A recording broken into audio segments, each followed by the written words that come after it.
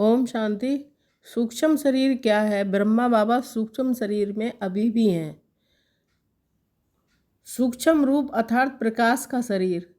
हर आत्मा का सूक्ष्म शरीर होता है, जिसे ऑरा भी कह सकते हैं, आभा मंडल, जिसे अंतर्भाग शरीर भी कहते हैं, ये अव्यक्त शरीर भी कहते हैं, फरिश्ता एंगल भी कहते हैं। जब आत्मा शरीर में है अर्थात व्यक्त है, तो भी सूक्ष्म शरीर उसके साथ है। मतलब एक जीवित व्यक्ति को कहेंगे कि ये अपने स्थूल और सूक्ष्म दोनों शरीर के साथ है।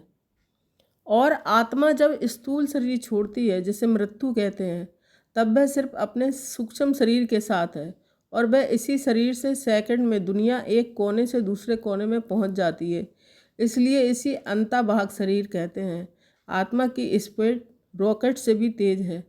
सूक्ष्म शरीर में आत्मा बाहर सब देख सकती है, जहाँ है वहाँ के व्यक्तियों की बातचीत सुन सकती है, किसी व्यक्ति के मन के विचारों को भी समझ सकती है, मगर वह कोई हाथों से कर्म नहीं कर सकती। जैसे जीवित करता है, किसी को स्थूल रीति से छू नहीं सकती और आवाज़ में बोल नहीं सकती।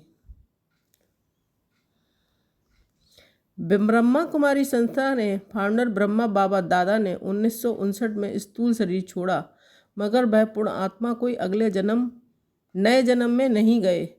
वह अभी भी शिव बाबा के साथ कंबाइंड होकर सूक्ष्म शरीर अर्थात फरिश्ता रूप में हम बच्चों को सहयोग दे रहे हैं, जिन्हें बाप दादा कहते हैं। ब्रह्मा बाबा ने अगला जन्म ना लेने के पीछे एक महान कारण था। एक तो ज्ञान सुनाकर आने वाले नए बच्चों को ही योग बनाना, दूसरा अभी भी परमात्मा शिव बाबा का लक्ष्य व दिव्य कर्तव्य विश्व परिवर्तन, नई सृष्टि की रचना का काम पूरा नहीं हुआ है।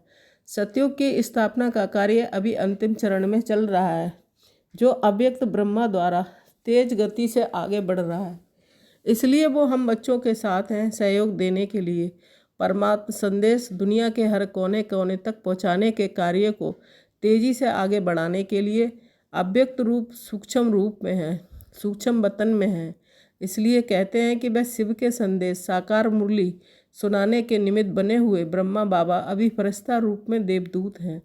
1959 में स्थूल शरीर का त्याग करने के बाद वे सूक्ष्म शरीरधारी ब्रह्मा बाबा दादा और शिव बाबा बाप मिलकर दादी गुलजार जी के साकारी तन के माध्यम से संस्था को मार्गदर्शन करते रहे और ज्ञान मुरली अव्यक्त वाणी सुनाते रहे। दादी गुलजार जी के द्वारा ज्ञान मुरली सुनने का दिव्य कार्य दिसंबर 2017 तक चला।